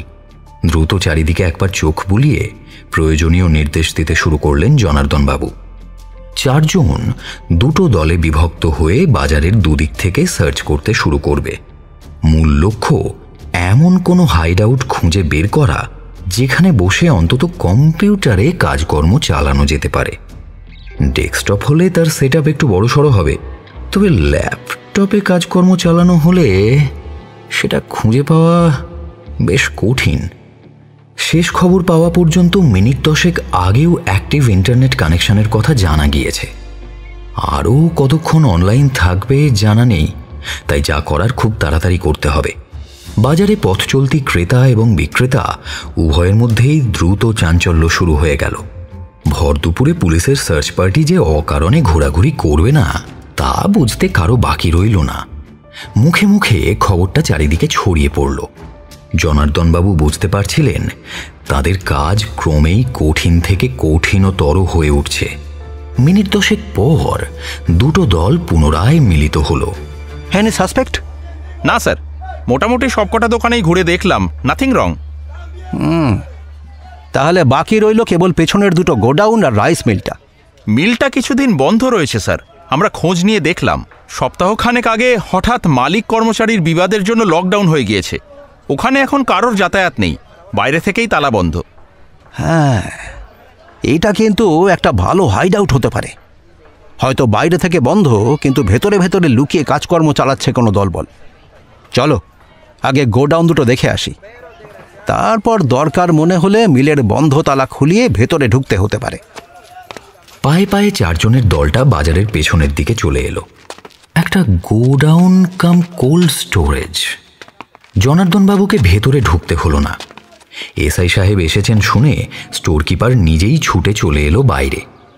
তার সঙ্গে কথা বলতে বলতে জনার্দনবাবু সিগারেট ধরালেন। 3 জন কনস্টেবল মিনিট 5-7 ভেতরে ঢুকে তন্ন তন্ন করে খোঁজাখুঁজি করে অবশেষে ব্যর্থ হয়ে ফিরতে বাধ্য হলো। সময় নষ্ট না করে পাশের গোডাউনে সন্ধান শুরু করলো সার্চ পার্টি। এটা মূলত চাল ডাল এসবের আড়ত। বিশাল বিশাল বস্তার পাহাড়ের মাঝখানে কোনো বৈদ্যুতিক সামগ্রী অবশ্য খুঁজে পাওয়া গেল না। তাও জনার্দনবাবু এখানে প্রতিটা ঘর ঘুরে দেখতে লাগলেন। ওর আশেপাশে আড়তের কর্মচারীদের কৌতূহলী চোখ ভিড় জমাতে শুরু করেছে ততক্ষণে। কোণের ঘরে 4 জন যুবক টেবিলের ওপর ক্যারাম বোর্ড পেতে ক্যারাম খেলছিল। হলদেটে কম পাওয়ারের বাল্বের আলোয় ভেতরে কেমন যেন একটা ভুতুড়ে ভুতুড়ে পরিবেশ। ঘরের এক কোণে একটা পুরনো আমলের কালো টিভিতে উচ্চস্বরে হিন্দি গান বেজে চলেছে। সদল বলে এসআই সাহেবকে ঘরে ঢুকতে দেখে ছেলেরা খেলা থামিয়ে ওদের দিকে অবাক দৃষ্টিতে তাকিয়ে রইল। পাশেই বাজার কমিটির একটা ক্লাব রয়েছে। জনার্দনবাবু অনুমান করলেন ছেলেগুলো সেই ক্লাবেরই স্থানীয় সদস্য হবে। মামুলি 2-4টে প্রশ্ন করেই বেরিয়ে যাচ্ছিলেন জনার্দনবাবু। মনে হচ্ছে পাশের রাইস মিলটাও একবার খুলিয়ে দেখতে হবে, দরকারে তালা ভাঙার প্রয়োজনও হতে পারে। আচমকা কি একটা মনে হতে থমকে দাঁড়িয়ে পড়লেন। আবার ঘরের ভেতর এসে ঢুকলেন তিনি। খুব সামান্য হলেও ঘরের যুবকগুলোর মুখের পেশিতে ক্ষণিকের জন্য স্বস্তি আর উদ্বেগের একটা চোরা অভিব্যক্তি খেলে গেল। ব্যাপারটা তার নজর এড়ালো না। আসবাবপত্র বলতে এই ঘরে কেবল একটা জরাজীর্ণ কাঠের আলমারি। অরুণ সেটা এইমাত্র ঘাঁটাঘাঁটি করেছে। পুরনো হিসেবের কিছু খাতাপত্র ছাড়া সন্দেহজনক কিছুই খুঁজে পাওয়া যায়নি। এছাড়া সেন্টার টেবিলের ওপর শুধু একটা নির্দোষ ক্যারাম বোর্ড অসহায়ভাবে বুকে গুটি বিছিয়ে শুয়ে রয়েছে। জনার্দনবাবু এই দুটোর কোনোটাই স্পর্শ করলেন না। টিভিটা এখনো উচ্চস্বরে বেজে চলেছিল। তিনি সেটার দিকে এগিয়ে গিয়ে হঠাৎ সামনে ঝুঁকে পড়লেন। উপস্থিত সকলের চোখেই চরম বিস্ময়। 5-10 সেকেন্ড সকলেই চুপচাপ। জনার্দনবাবুর ঠোঁটের কোণে এক চিলতে হাসি ফুটে উঠল ধীরে ধীরে। এরপর অত্যন্ত সাবধানে টিভির পেছন থেকে নেংটি ইঁদুরের ল্যাজ টেনে ধরার মতো তার সমেত একটা কালো কুচকুচে মাউস বের করে আনলেন তিনি। সাথে সাথেই ঘরের ভেতরে দুটো যুবক তড়িৎ গতিতে বাইরের দিকে ছুটে পালানোর চেষ্টা করল, কিন্তু দরজার বাইরেই মূর্তিমান যমদূতের মতো 3 জন কনস্টেবল তাদের ধরে ফেলল। মিনিট 20 পরে গোডাউন থেকে বাইরে বেরিয়ে বড়বাবুকে ফোনে ধরলেন জনার্দনবাবু। বেটা ছেলেরা পুরনো সিআরটি মনিটর ইউজ করতো বলে প্রথমে এই যন্ত্রটা কম্পিউটার হতে পারে বলে বিন্দুমাত্র সন্দেহ হয়নি স্যার। ধোঁকা দেওয়ার জন্য একটা টিভি টিউনার ইউজ করে মনিটরটা টিভির মতো ব্যবহার করত। বাজারে আমাদের আসার খবর রটে যেতেই টিভি মোড অন করে তড়িঘড়ি টিভির পিছনে ছোট সিপিইউ ক্যাবিনেট লুকিয়ে দেয়। হ্যাঁ, তবে মাউসটা এক ফাঁকে বেরিয়েছিল, সেটা চোখে পড়তেই খটকাটা লেগেছিল। বাহ, গুড। যদিও স্যার এখনো বলা সম্ভব নয় যে এর সঙ্গে নীলতিমি কেসের কোনো প্রত্যক্ষ যোগাযোগ রয়েছে, তবে এটুকু শিওর যে এই ডেস্কটপটা ইউজ করে নির্ঘাত কোনো বেআইনি কারবার চালানো হচ্ছিল, না হলে এটাকে এমন গোপনীয়তার সঙ্গে ব্যবহার করা হতো না। Hello well. Hello, buddy. How are you? Not so well. Another hopeless day in this world. Living with despair. Where are you from? India, especially Bengal. তুমি বাঙালি? হ্যাঁ, তুমিও বাঙালি? আমরা কি পরস্পরের নাম জানতে পারি? হ্যাঁ, মনে হয় তাতে কোনো বাধা নেই। ইনফ্যাক্ট আমরা সেম রিজিয়ন থেকে বিলং করি বলেই হয়তো কিউরেটর তোমার সাথে কানেক্ট করে কথা বলার সুযোগ করে দিয়েছে। I think so. By the way, আমি রূপসা। আমি Tunir. How old are you Rupsa? Stupid, মেয়েদের বয়স জিজ্ঞেস করতে নেই, সেটা জানো না? Oh oh I am so sorry. আসলে তোমাকে নাম ধরে ডাকবো না দিদি বলবো সেটাই বুঝতে পারছিলাম না। আমি আসলে খুব একটা কারোর সাথে কথা বলতে অভ্যস্ত নই। ওয়েল, ইটস ওকে, নামে আর কি যায় আসে। আসলে আমরা সকলেই তো এখন এই পৃথিবীর ক্ষণিকের অতিথি, তাই না? তুমি কি ইতিমধ্যেই ফাইনাল ডিসিশন নিয়ে ফেলেছো? হ্যাঁ, কেন, তুমি ডিসিশন নিতে পারোনি? জানো না এই এই খেলার অন্তিম পরিণতি কি?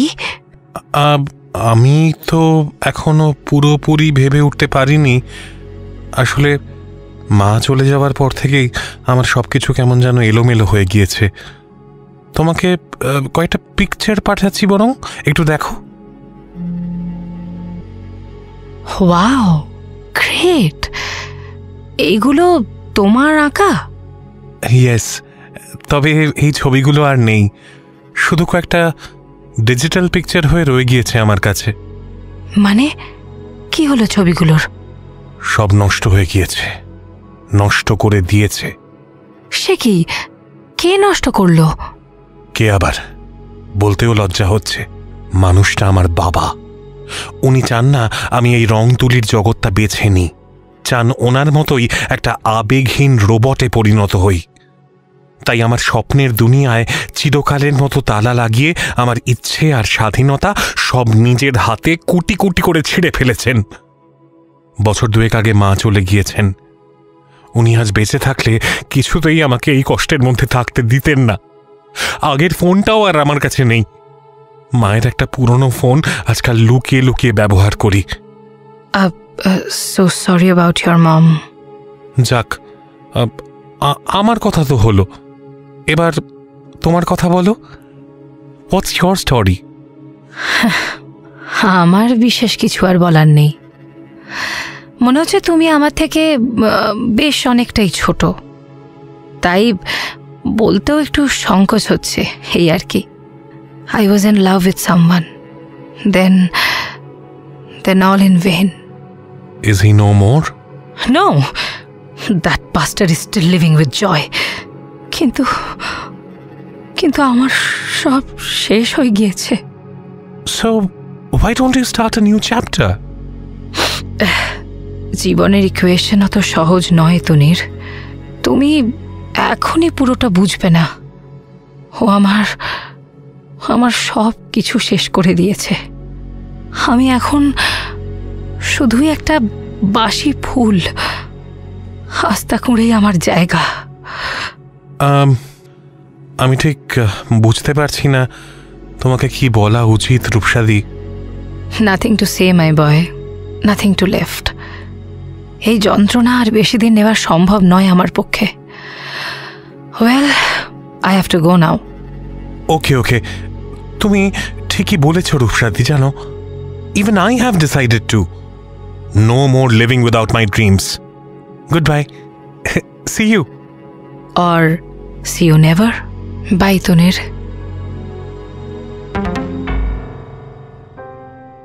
চ্যাটরুম ক্লোজ করে ওরা দুজনেই অন্ধকার ঘরে নীরবে বসে রইল। মোবাইলের হালকা আলোয় দুজনের মুখে একই বিষণ্ণতার ছবি প্রতিফলিত হচ্ছে।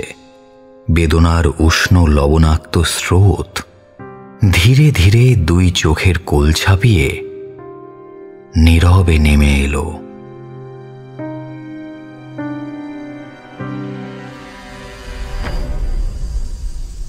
ভিকটিম রূপসা দাশগুপ্ত স্যার, বয়স 22, বিদ্যাসাগর ইউনিভার্সিটি থেকে পলিটিক্যাল সায়েন্সে মাস্টার ডিগ্রি করছিল।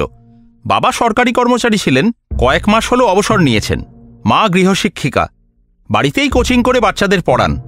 এই সুনীতি টাওয়ার আবাসনে বছরখানেক হলো বসবাস করছে দাশগুপ্ত ফ্যামিলি। হ্যাঁ, এইসব ইনফরমেশন তো পাড়ার চা দোকানের কাছেও 2 মিনিটে পাওয়া যাবে। অরুণ, স্পেশাল কিছু জানতে পারলে কিনা তাই বলো।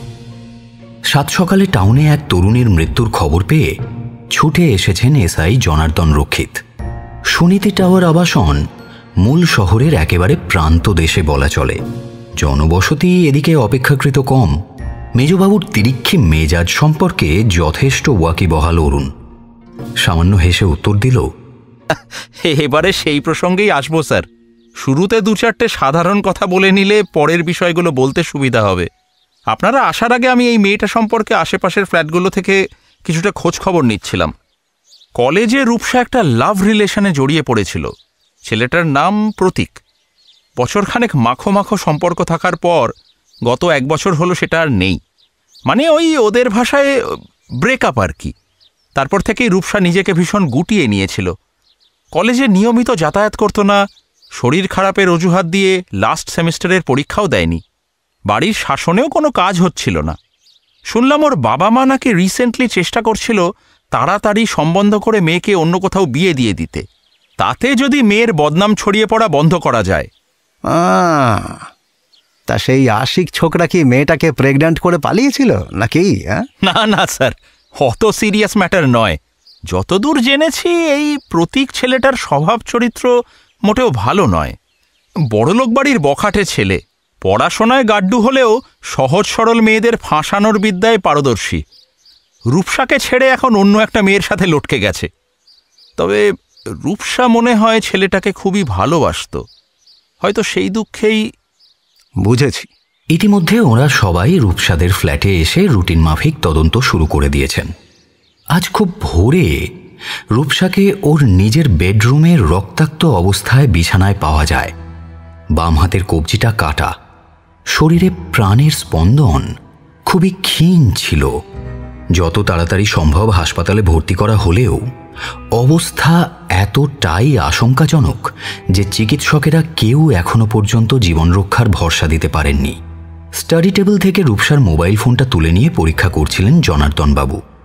সৌভাগ্যবশত ফোনে পাসওয়ার্ড লক ছিল না। গ্যালারি, কল রেকর্ডস দেখতে দেখতে হঠাৎ মেসেজ বক্সে এসে চোখটা আটকে গেল জনার্দন বাবুর। ঠিকই আন্দাজ করেছিলাম। বিগত 2 মাস ধরে আননোন নাম্বার থেকে নিয়মিত বার্তা এসেছে। সব নম্বরই আলাদা। সব মেসেজেই কিছু না কিছু টাস্ক কমপ্লিট করার নির্দেশ দিয়েছে। গতকাল রাত 2টোর সময় এসেছে নীলতিমির শেষ মারণ বার্তা। তার মানে এই মেয়েটাকেও নিয়মিত আত্মহত্যার জন্য প্ররোচনা দেওয়া হতো। বাইরে থেকে দেখলে মনে হবে অবসাদগ্রস্ত মানসিক রোগীরা নিজেরাই মৃত্যুর পথ বেছে নিয়েছে, কিন্তু আসলে এগুলো সবই প্ল্যান্ড মার্ডার। কিছু সাইকোপ্যাথ ক্রিমিনালস নীলতিমির ছদ্মবেশে দূর থেকে মারণবাণ পাঠিয়ে এইভাবে অপরিণত বয়সীদের নিজেদের শিকার বানিয়ে তিলে তিলে গ্রাস করছে। অথচ গতকালই মনে হয়েছিল অপরাধীদের একটা অংশকে ধরে ফেলেছি। সম্ভবত মেছো বাজারে ধরা পড়া দলটা অন্য কোনো ক্রাইমের সঙ্গে যুক্ত। ব্লু হোয়েলের সঙ্গে ওদের কোনো সম্পর্ক নেই। বামুন হয়ে চাঁদে হাত দেওয়া, এরকম একটা কহাবত আছে না আপনাদের বাংলা ভাষায়? কথাটা বামুন নয় স্যার, বামন। বামন হয়ে চাঁদে হাত দেওয়া। অনিচ্ছা সত্ত্বেও জবাব দিলেন ভূপতিবাবু। জেলা পুলিশ সুপারিনটেন্ডেন্ট রণধীর পাণ্ডের ঠোঁটের কোণে বিদ্রুপের হাসি ফুটে উঠল। অবাঙালি হলেও মধ্য 40-এর এসপি সাহেব চাকুরি সূত্রে ইতিমধ্যে বাংলায় বেশ কিছু বছর কাটিয়ে ফেলেছেন। এতক্ষণ মনোযোগ সহকারে কেস ফাইলটা দেখছিলেন। এবার সেটা সশব্দে টেবিলে নামিয়ে রাখলেন।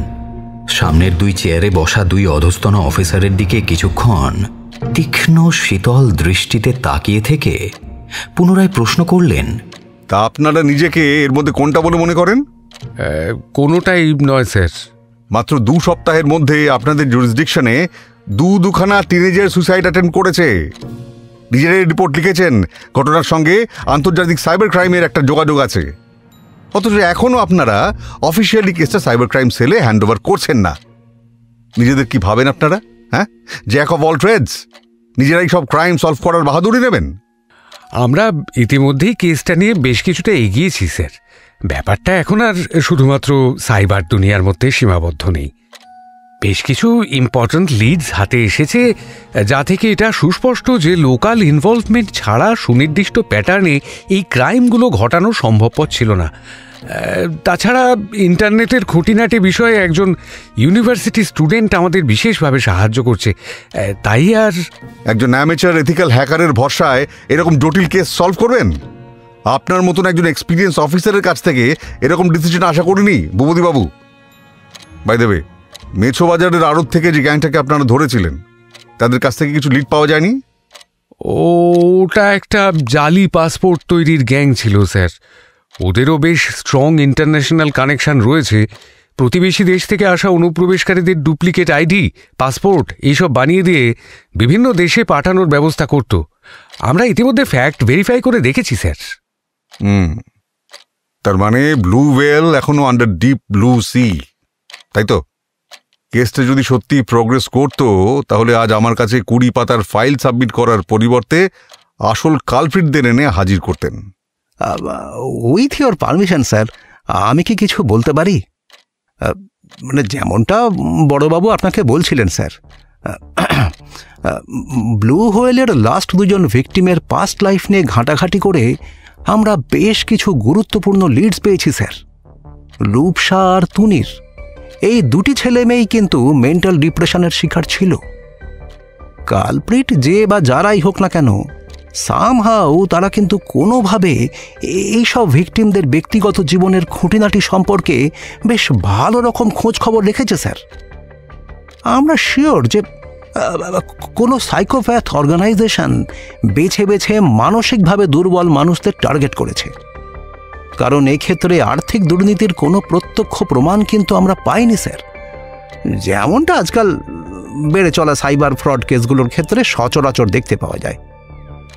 এটা এক্সেপশনাল বলেই আমরা যথেষ্ট গুরুত্ব দিয়ে আলাদাভাবে ইনভেস্টিগেট করেছি। বেশ মন দিয়ে জনার্দনবাবুর কথা শুনছিলেন রণধীর পাণ্ডে। মুখে ফুটে ওঠা কঠিন রেখাগুলো এবার যেন কিঞ্চিত নরম হয়ে এলো। টেবিলের একধারে রাখা ডেস্কটপ কম্পিউটারে কিছুক্ষণ মনোনিবেশ করে কয়েকটা কাগজ প্রিন্ট আউট নিয়ে দুই অফিসারের দিকে বাড়িয়ে দিলেন তিনি। ভবানী ভবন থেকে নিয়মিত মেল করে এই কেসের আপডেট চায় আমার কাছে। গতকাল ওখানে সাইবার সেল থেকে এই কেসের পুরনো কিছু ভিকটিমের ইনফরমেশন আর কয়েকটা ব্যান্ড অর্গানাইজেশনের ডিটেলস পাঠিয়েছিল। আপনাদের হাঞ্চ একেবারে ভুল নয়, প্রিভিয়াস এমন কিছু ঘটনার ডেটা এখান থেকে আপনারা পেয়ে যাবেন। দেখুন একবার চেষ্টা করে, 2 দিন সময় দিচ্ছি আপনাদের। এর মধ্যেও যদি কোনো স্যাটিসফ্যাক্টরি রেজাল্ট না আসে, then I have only one thing to do, transfer the case to cyber sell.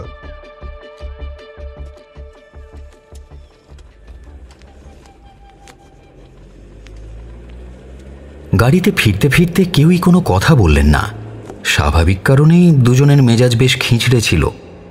হঠাৎ জনার্দনবাবু খেয়াল করলেন পাশে বসা ভূপতিবাবুর ঠোঁটে সামান্য প্রশান্তির ছোঁয়া লেগেছে। এসপি সাহেবের সামনে এমন অপদস্থ হওয়ার পরেও মুখে হাসি। অবাক হলেন জনার্দনবাবু। বড়বাবু এতক্ষণ রণধীর পাণ্ডের দেওয়া কাগজগুলো খুঁটিয়ে পড়তে পড়তে আসছিলেন। তিমি মাছ যে মাছ নয় সেটা নিশ্চয়ই আপনার জানা আছে জনার্দনবাবু? হ্যাঁ স্যার। হ্যাঁ, তবে এই নীল তিমি যে অতীতেও অপরাধ জগতে অনেক জলঘোলা করেছে তা দেখতে পাচ্ছি। একটা ছোট্ট খটকা ছিল আমার, যেটার উত্তর এতদিন খুঁজে পাইনি। এখন এই পুরনো রিপোর্টসগুলো দেখতে দেখতে কিছুটা বোধগম্য হয়েছে। সর্ষের মধ্যেই ভূত লুকিয়ে রয়েছে জনার্দনবাবু। ব্লু হোয়েল অত্যন্ত সুচতুর গভীর জলের প্রাণী, তবে ঘোলা জলে এই মাছ শিকার করা যাবে না। এর জন্য স্পেশাল চারের ব্যবস্থা করতে হবে, আর সেই সঙ্গে চাই শক্ত মজবুত জাল। চাপা উত্তেজনায় বড়বাবুর 2 চোখ যেন ধিক ধিক করে জ্বলছিল। দীর্ঘদিনের অভিজ্ঞতায় সেই দৃষ্টি চিনতে ভুল করলেন না জনার্দনবাবু।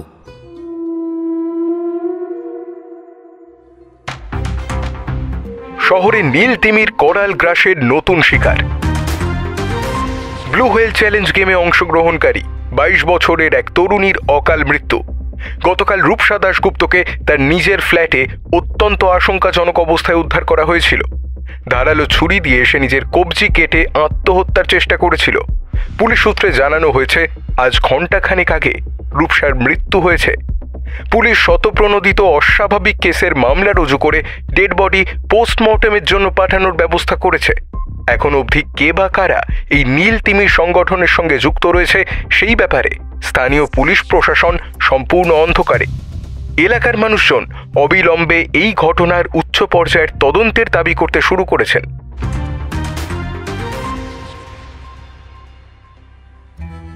নিউজ চ্যানেলের সংবাদের এই বিশেষ অংশটুকু দেখে নিয়েই মোবাইলে ইউটিউব অ্যাপটা বন্ধ করে দিল ঘরের এক বাসিন্দা।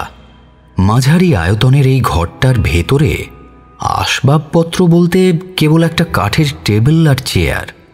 পুরনো দিনের খড়খড়ি দেওয়া জানালা দুটো মোটা পিচবোর্ড দিয়ে ভেতর থেকে সিল করে দেওয়া হয়েছে। পাতলা কাপড় দিয়ে টেবিলটা ঢাকা দেওয়া ছিল। সেটা সরিয়ে দিতেই টেবিলের ওপর ল্যাপটপ, কিবোর্ড, রাউটার সহ আরও বেশ কিছু অত্যাধুনিক যন্ত্রপাতি দেখতে পাওয়া গেল। সারি সারি তার, ডেটা কেবল দিয়ে সবগুলো একে অপরের সঙ্গে সংযুক্ত। এতক্ষণ পুরো বাড়িটাই বিদ্যুৎহীন অবস্থায় নিঝুম আধারে ডুবেছিল। টেবিলের তলায় একটা বিশেষ সুইচ টিপতেই মৃদু নীলাভ আলোয় টেবিলের চারপাশ আলোকিত হয়ে গেল। তবে আলোর তীব্রতা খুবই কম। বোঝাই যাচ্ছে এ বাড়িতে বিদ্যুতের গোপন উৎস রয়েছে। কিছুক্ষণ পর টেবিলের সামনে চেয়ারটাতে সেই যন্ত্রগুলোকে একে একে সচল করে নিজের কাজে মগ্ন হয়ে গেল লোকটা। রাত্রি, দ্বীপ্রহর, ঘুমন্ত নগরীর বুকে অন্ধকার জগতের বাসিন্দারা হয়তো এই সময়ই সর্বাধিক সক্রিয় হয়ে ওঠে। লোকটা এক মনে নিজের কাজে ডুবেছিল। হঠাৎ কানে একটা শব্দ আসতেই সজাগ হয়ে উঠল। একবার মনে হলো পাশের ঘর থেকে মৃদু কোনো আওয়াজ ভেসে আসছে। কিছুক্ষণ কান পেতে শব্দের উৎস বোঝার চেষ্টা করল। অনেক সময় মাঝরাতে হঠাৎ ঝড় বৃষ্টি শুরু হলেও পুরনো বাড়ির বিভিন্ন জায়গা থেকে অস্বাভাবিক শব্দ শোনা যেতে পারে। চেয়ার ছেড়ে উঠে জানালার পাশে দাঁড়ালো লোকটা। না, ঝড়ের কোনো লক্ষণ তো বোঝা যাচ্ছে না। নিশ্চিত হওয়ার জন্য এবার সে নিজের মোবাইলের ফ্ল্যাশ লাইটটা জ্বেলে দরজা খুলে পাশের ঘরে প্রবেশ করল।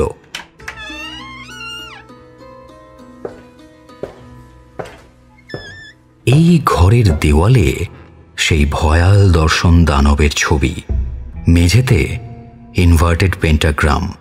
হালকা নীলাভ আলোয় ঘরটা আলোকিত। বাইরে করিডোরে যাওয়ার দরজার দিকে চোখ পড়তেই চমকে উঠল। এটা ভেতর থেকে বন্ধ থাকার কথা, কিন্তু হুড়কোটা এখন খোলা।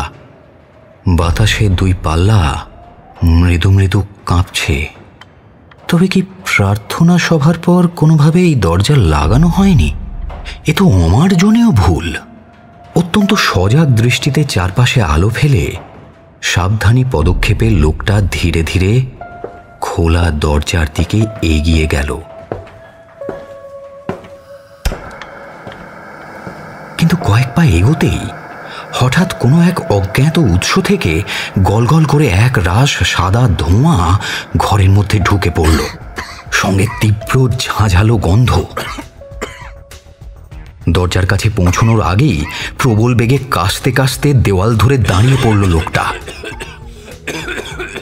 চোখ অসম্ভব জ্বালা করছে, তাও দু চোখ ঢেকে কোনো মতে বাইরে যাওয়ার চেষ্টা করতেই দরজায় ভারী কিছুর সঙ্গে ধাক্কা খেয়ে আবার ঘরের ভেতরে হুমড়ি খেয়ে পড়ে গেল লোকটা।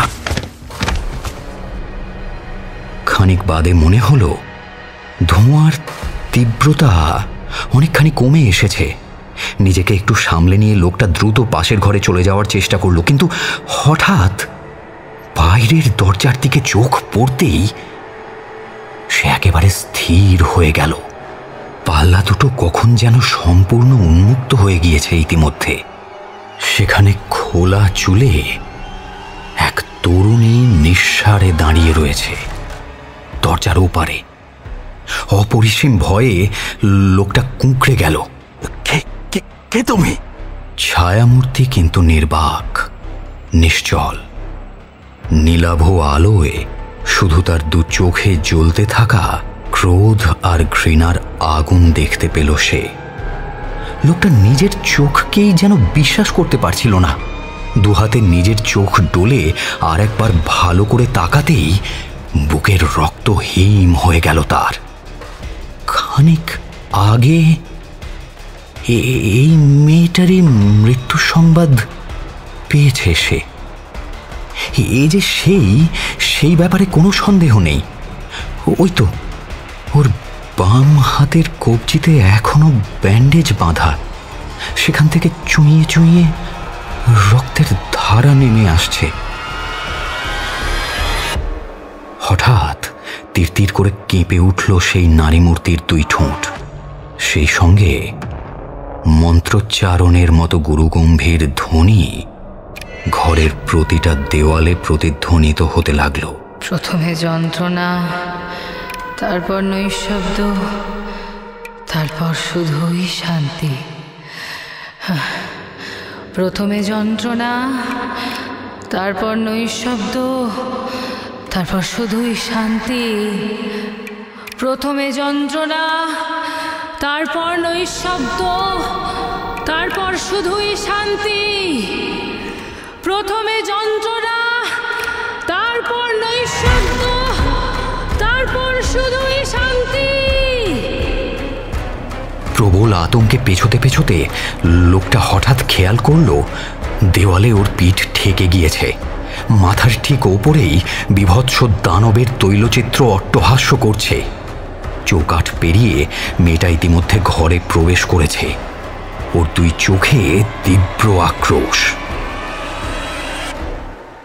কাছে আসতেই ডান হাতে ধরা একটা খোলা ছুরি স্পষ্ট দেখতে পাওয়া গেল।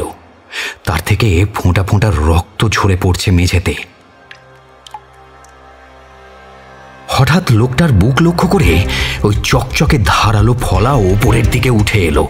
আসন্ন মৃত্যুর কথা ভেবেই যেন শেষবারের মতো বিকৃত কণ্ঠে চিৎকার করে উঠল লোকটা, না না, প্লিজ প্লিজ মেরো না আমাকে।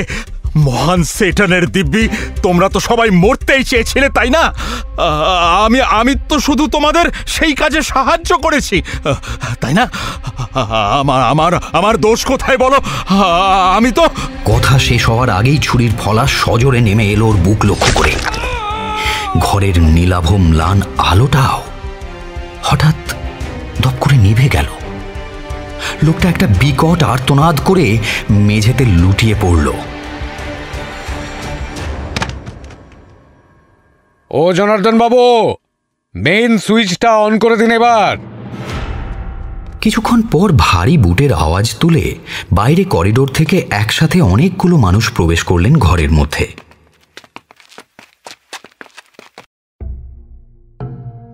সর্বাগ্রে রয়েছেন কেশিয়ারি থানার বড়বাবু ভূপতি চন্দ। পেছন পেছন জনার্দনবাবু, প্রবুদ্ধ, তুনির এবং বেশ কয়েকজন সশস্ত্র পুলিশ কর্মী।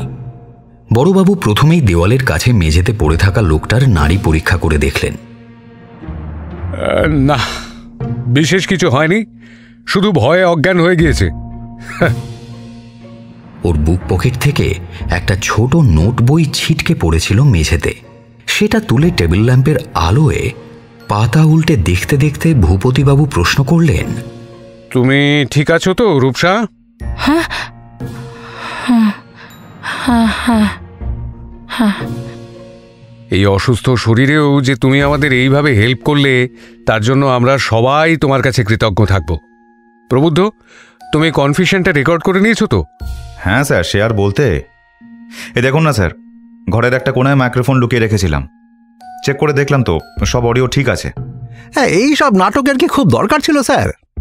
প্রথমে নিউজ মিডিয়ায় রূপসার মারা যাওয়া নিয়ে মিথ্যে খবর প্রচার করালেন, তারপরে এইসব ভয় দেখানো। শয়তানটাকে সোজা লকআপে তুলে নিয়ে 3rd ডিগ্রি দিলেই গল গল করে সব উগলে দিত।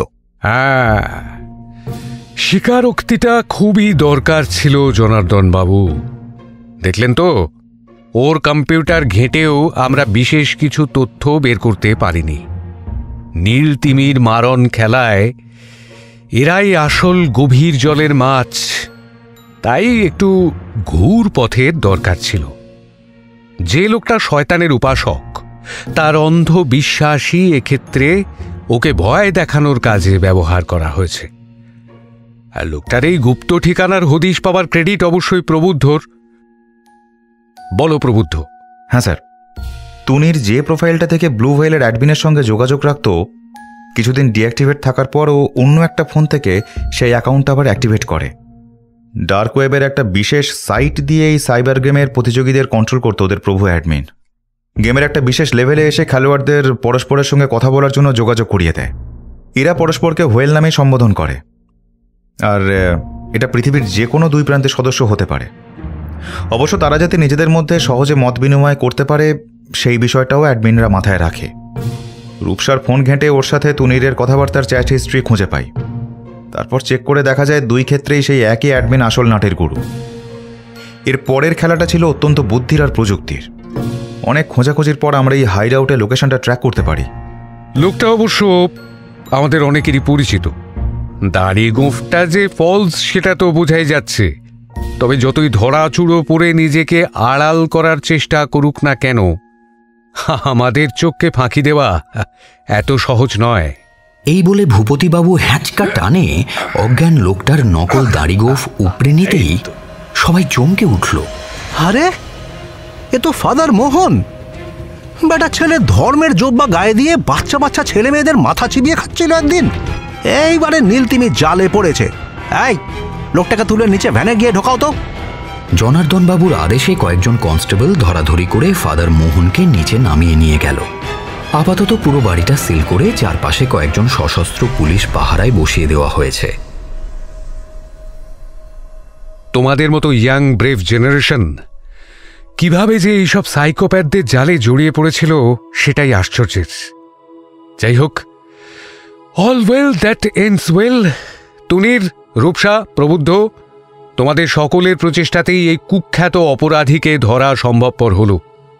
জানি না এই চক্রের জাল আরও কত গভীরে ছড়িয়ে রয়েছে, তবু একটা গুরুত্বপূর্ণ লিড তো পাওয়া গেল নাকি? কথাগুলো বলে খানিক আগে উদ্ধার হওয়া নোট বইটার একটা পাতা খুলে সবাইকে পড়ে শোনালেন ভূপতিবাবু। আমার শিক্ষামালার প্রতি তোমাদের যথাযোগ্য মনোযোগ দেওয়া উচিত ছিল। আমি তোমাদের আমার জ্ঞান দিতাম, কিন্তু তোমরা আমার কথা শুনতে অস্বীকার করেছিলে। আমি তোমাদের সাহায্য করতে চেয়েছিলাম, কিন্তু তোমরা আমার সাহায্য গ্রহণ করতে অস্বীকার করেছিলে। তোমরা আমার তিরস্কার গ্রহণ করতে অস্বীকার করেছিলে। তোমরা আমার সঙ্গে একমত হতে সম্মত হলে না। অতএব তোমরা যখন সংকটে পড়বে তখন আমি তোমাদের নিয়ে পরিহাস করব। তোমাদের কাছে যখন সন্ত্রাস আসবে তখন আমি তোমাদের উপহাস করব। সন্ত্রাস ভয়ঙ্কর ঝড়ের মতো তোমাদের অতর্কিতে গ্রাস করবে। সংকট সমূহ প্রবল বাতাসের মতো তোমাদের উপর আঘাত হানবে। তোমরা নিদারুণ যন্ত্রণা ও দুঃখে পড়বে। যখনই এই ধরনের বিপর্যয় ঘটবে তোমরা আমার সাহায্য চাইবে, কিন্তু আমি তোমাদের সাহায্য করব না। তোমরা আমাকে খুঁজবে কিন্তু পাবে না। আমি তোমাদের সাহায্য করব না, কারণ তোমরা জ্ঞানকে অস্বীকার করেছ। তোমরা প্রভুকে ভয় ও ভক্তি করতে রাজি হওনি। তোমরা আমার উপদেশে কর্ণপাত করনি। আমি যখন তোমাদের সঠিক পথের সন্ধান দিতে চেয়েছি তোমরা রাজি হওনি। তোমরা তোমাদের ইচ্ছে মতো বাঁচতে চেয়েছ। তোমরা নিজেদের মতই অনুসরণ করেছ। তাই তোমাদের কৃতকর্মের ফল তোমরাই ভোগ করবে। আশ্চর্য, কথাগুলো কেমন যেন চেনা চেনা লাগছে। সে তো লাগবেই, কারণ এসবই বাইবেলের ভাষা। যদিও এক্ষেত্রে কথাগুলোর বিকৃত ব্যাখ্যা করা হয়েছে। তোমাদের প্রিয় ফাদার মোহন যতই ধর্মগুরুর ভেক ধরে থাকুন না কেন, আসলে উনি ঈশ্বরের নন, শয়তানের উপাসক। পাশ্চাত্য দেশগুলোতে অবশ্য সেটানিস্টদের বেশ রমরমা বাজার। সেটানিজম নিয়ে চর্চা আর শয়তানের আরাধনার জন্য সেটানিক চার্চও রয়েছে অনেক জায়গায়। এখন আমাদের দেশেও এরা ক্রমশ শাখা বিস্তার করছে। প্রথম যেদিন ফাদারের সাথে দেখা করতে গিয়েছিলাম সেদিন একটা ছোট্ট জিনিস দেখে প্রথমবার খটকা লেগেছিল। একটা অদ্ভুত দর্শন ক্রস। ফাদারের সাদা পোশাকের ওপরে বুকের ঠিক মাঝখানে যে ক্রসটা থাকে, আমি সেটার কথা বলছি না, কিন্তু উল্টো মুখে ঘোরানো দ্বিতীয় একটা ক্রস, যেটা উনি নিজের পোশাকের ভেতরে লুকিয়ে পড়তেন। সেটা কোনোভাবে সেদিন জামার ফাঁক দিয়ে সামান্য বেরিয়ে এসেছিল, আর সেটাই আমার মনে প্রবল কৌতূহল জাগিয়ে তুলেছিল। অবশ্য এই প্রতীক যে শয়তানের উপাসকদের সেটা তখনই জানা ছিল না। কলকাতার সাইবার ক্রাইম সেল থেকে পাঠানো কিছু পুরনো কেস রিপোর্ট এবং নিষিদ্ধ সংগঠনের ছবি দেখে ব্যাপারটা আবিষ্কার করতে পারলাম। ফাদার মোহন চার্চের ফাদারের ছদ্মবেশে অসহায় অবসাদগ্রস্ত মানুষদের দুর্বলতার কথা সহজেই জেনে নিতেন, আর তারপর ধীরে ধীরে তাদের মৃত্যুর পথে এগিয়ে চলার প্ররোচনা দিতেন। নীল তিমির আড়ালে থাকা এইসব সাইকোপ্যাথরা আক্ষরিক অর্থেই শয়তানের দূত। এখন এই জালের অন্যান্য প্রান্তে থাকা চোরা শিকারীদের খুঁজে বের করতে হবে। আপাতত তোমাদের সকলের আন্তরিক প্রচেষ্টার জন্য আজ আমরা অনেকটাই সফল হয়েছি। Thank you all. এই অসম সাহসিক কৃতিত্বের জন্য পুলিশের পক্ষ থেকে নিশ্চয়ই তোমাদের পুরস্কৃত করা হবে। পুরস্কারের কোনো দরকার নেই স্যার, আপনাদের সাহায্য করতে পেরে আমরাও গর্বিত। আমাদের মতো মানসিক অবসাদগ্রস্ত আরও যে কত নিরীহ মানুষের জীবন বাঁচাতে পারলাম এটা ভেবেই আনন্দ হচ্ছে। নিজেদের জীবন আবার নতুন করে শুরু করতে পারছি, এর থেকে বড় পুরস্কার আর কি বা হতে পারে। উপস্থিত সকলের মুখেই ফুটে উঠল দীর্ঘ যুদ্ধ জয়ের হাসি। পূব আকাশে রক্তিম ছোঁয়ায় নতুন এক দিনের সূচনা হচ্ছে।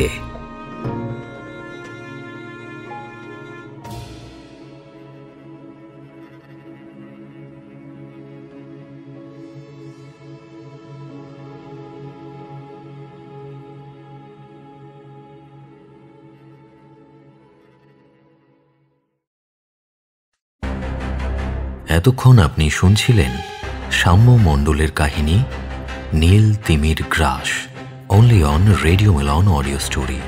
গল্পটি ভালো লেগে থাকলে অবশ্যই লাইক এবং শেয়ার করবেন এবং আরও নতুন নতুন গল্প শোনার জন্য সাবস্ক্রাইব করতে ভুলবেন না আমাদের official YouTube channel radio Milan audio story. আগামী সপ্তাহে আরও একটি নতুন গল্প নিয়ে হাজির হব আমরা। শুনতে থাকুন রেডিও মিলন অডিও স্টোরি।